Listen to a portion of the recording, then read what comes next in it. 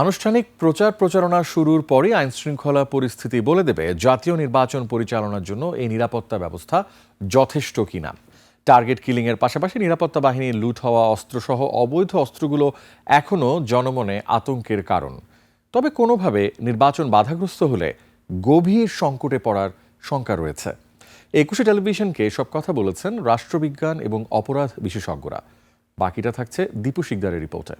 Lily beauty soap, যার anti ageing গুণ তারুণ্য ধরে রেখে ত্বকে করে উজ্জ্বল। তারুণ্যময় উজ্জ্বল ত্বকের জন্য রিমার্ক।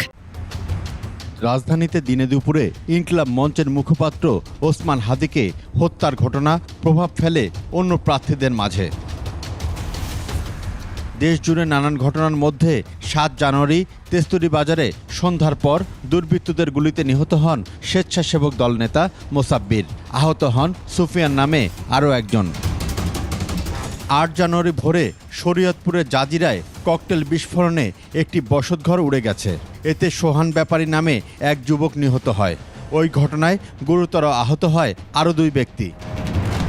বিদায়ী বছরের শেষ ভাগে ২৭ ডিসেম্বর দক্ষিণ কেরানীগঞ্জের হাসনাবাদে একটি মাদ্রাসায় ভয়াবহ বিস্ফোরণে শিশু ও নারীসহ ৪ জন আহত হয়। এই ঘটনায় জঙ্গি সংশ্লিষ্টতার তথ্য পেয়েছে আইনশৃঙ্খলা বাহিনী। নির্বাচনের আগে একের পর এক ঘটনা সাধারণ মানুষের মধ্যে ছড়াচ্ছে আতঙ্ক। কিন্তু সরকারের তরফ থেকে দাবি করা হচ্ছে সম্প্রতি আইনশৃঙ্খলা রক্ষাকারী বাহিনীর সক্ষমতা অনেক বেড়েছে। আমি বলবো যে আমাদের সিকিউরিটি ফোর্সেস তাদের এখন কনফিডেন্স লেভেল আরও একটু বেটার অবস্থায় আছে। ঢাকা বিশ্ববিদ্যালয়ে এই শিক্ষক মনে করেন নির্বাচন বাধাগ্রস্ত হলে গভীর সংকটে পড়বে দেশ।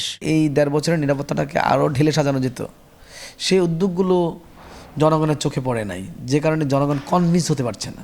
এই সরকারের সময়ে অনেকগুলো ঘটনা ঘটেছে, যে ঘটনাগুলো মানুষের কাছে হয়তো নিরাপত্তা ক্রাইসিস মনে হয়েছে। ৫ আগস্টের পরে এমনি অনেক অস্ত্র আমাদের হাতছাড়া হয়েছে। ওই অস্ত্রগুলো তো উদ্ধার করতেই হবে। এমনকি যেগুলো ইলিগেল অস্ত্র বাজারে আছে সেগুলো উদ্ধার করার আবশ্যকতা আছে। সরকারকে এই জায়গায় খুব মনোযোগ দেওয়া দরকার। কোনো বিকল্প নাই বাংলাদেশে ২০২৬-এর ফেব্রুয়ারিতে নির্বাচন করা ছাড়া। শান্তিপূর্ণ একটি ভোটের জন্য প্রার্থী আর ভোটারদের নিরাপত্তা নিশ্চিত করা খুব জরুরি বলে মনে করেন এই অপরাধ বিশেষজ্ঞ।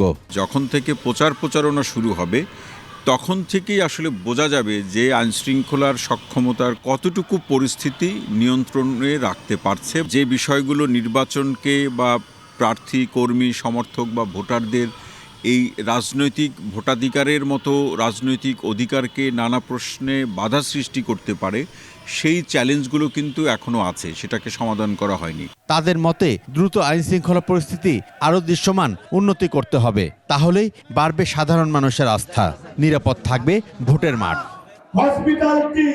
দীপু শিকদার, ২১ টেলিভিশন, ঢাকা।